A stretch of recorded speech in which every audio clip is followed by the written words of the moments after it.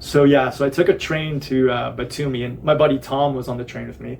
But then when we got there, we just kind of did our own thing. We didn't plan to go together. We just randomly were on the same train. And the thing about Batumi is it's in the west. It's the most west part of Georgia. It's on the Black Sea. So it's super humid and super green compared to Tbilisi, which is relatively dry. Although Tbilisi is way more humid than Kamloops, because in Tbilisi, when it's like 32 degrees Celsius in the summer, it feels like Kamloops at like 40 or more. So yeah, Tbilisi itself is much more humid than Kamloops. But Batumi, there's areas where it's almost like tropical. So in the summer, it's really humid. It's great to be by the sea. So I went to Batumi, and first day just kind of got down to the water, saw some of the cool buildings in the city, but got down to the water, took a dip, saw the sunset, went back and ate way too much food at some restaurant, and went back to my little apartment I was renting. But Batumi is the main city, but on the Black Sea coast, there are a bunch of different little sort of like towns or locations where you can go in the sea. Batumi is like a pebble beach. It's not painful, it's nice, it's a pebble beach. But if you go further north, up to Ureki and Shekvetili, it's black sand, like this magnetic sand that's supposed to be good for your body, but sand. So I was like, oh, I'll go up there. So on the second day, I went up to Ureki on this black sand, and there were like horses on the beaches and like cows on the beaches, really natural. And I tried to walk all the way down to Shekvetili, but at a certain point in Shekvetili, our main oligarch has this giant hotel, so it kind of cuts off. You can't keep walking on the beach anymore. So I had to cut inland, and in doing that, I ran into this thing I had never imagined or never heard of, this like rock star museum where they have statues of like Jimi Hendrix and the Beatles and like Mozart and some famous Georgian musicians and Miles Davis, I think. So that was really weird, like trippy, like what is this? Just in the middle of nowhere. So I got some probably pictures of that for you. And then I continued on, I got to Shekvetili, and again, sand beach, and I just kind of like finished off the day there. And again, super beautiful, great. The water is much more shallow up by the black sand as opposed to in Batumi and further south. So anyway, so I go back to Batumi for the evening, everything's fine, probably cook myself dinner in my little apartment. And then the next day, I'm like, okay, I'm going to continue on this coastline. So I made it from Ureki to Shekvetili. I'll catch a van out to Shekvetili and go from Shekvetili to Kobuleti, which Kobuleti is the beginning of the pebble beaches. And so I tried to do this, and I got to this point. It's actually right in between the two provinces of Guria and Ajar. There's this river, like the Netanebi River or something like that, and it connects to the Black Sea. And I got to this point on the beach, and I was like, dude, it's only like 20 meters across, but I couldn't tell what the water was like. It's kind of moving in weird ways. So I took this giant stick, I was trying to probe, like, should I try to cross this thing? And then these like locals, I guess, in Georgian yelled like, Ara! Like, no, like, don't do it in Georgian. And I was like, okay, well, maybe there's some weird undercurrents as the sea meets the river or something. So like, I just won't do it. So I walked again out to the road. And in doing that, I ended up encountering something else that was totally weird, like miniature Georgia. So miniature Georgia has like a lot of the famous landmarks in Georgia in miniature. And I'll show you some of those as well. I actually really dug it. I was like, this is super cool, but weird. And then I kept walking, and I got to this weird Colosseum thing. I think I can show you a photo of that. But then finally got back to Kobuleti. And at that point, Kobuleti was kind of like a little cloudy, but I just settled in, stayed close to the water, went for a few dips, and then the sunset came, and the sunset was just amazing, like so beautiful. So I have some photos of that for you.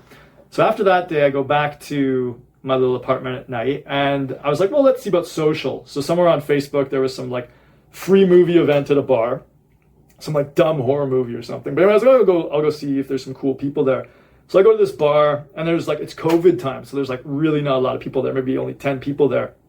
So I'm talking to them. There's an Arabic girl, I don't know what country she's from, I can't remember, but talking to her, and then we started watching the movie, and then this blonde like Russian girl came in who was kind of cute, but she got super drunk or was super drunk. And we were like kind of talking and maybe like holding hands on the couch or something like that. But then she was super drunk, like drunk beyond drunk, like can't even speak drunk. And again, she's Russian, and I'm an English speaker, so it was very difficult to communicate. But she, invited me to go back to her place. But she told me earlier she got in some crazy fight with her boyfriend and maybe had broken up. And I was just like, look, like, you're really cute. I really like you, but no, I don't think I'm going to go back to your place. And that was kind of like, apart from just being a good guy and not taking advantage of someone who's super drunk and maybe actually doesn't want to do that with me, is just kind of in some revenge plot or really like lonely or brokenhearted or something. It had kind of signaled like this break from Tinder, because during the year in Tbilisi, I'd had probably like one, two, at least, well, no, in the previous year, because one before Tbilisi, I had had like at least 4 very interested females at certain points, and all of them declined, right? Not because I'm like, yo, I don't like females, but just like I wasn't attracted and I didn't want to continue doing what I was doing in Buenos Aires. This one in Batumi, I was attracted for sure, but she was wasted, beyond wasted. So anyway, so I kind of like became like monk Bruno, like, and my world had kind of shifted from in Argentina.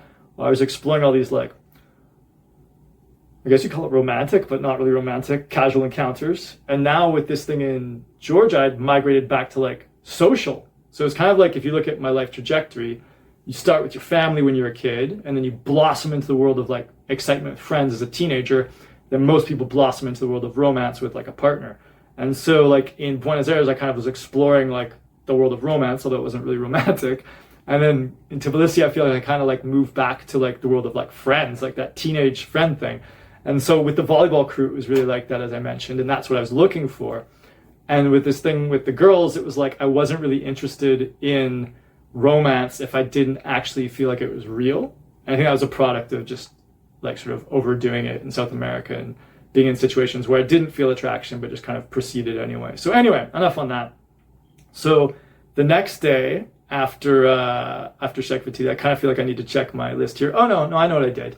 The next day I went south of Batumi, where it's the pebble beaches, but the water drops off in a much deeper fashion. So I went to this Gonio fortress, and that was super cool.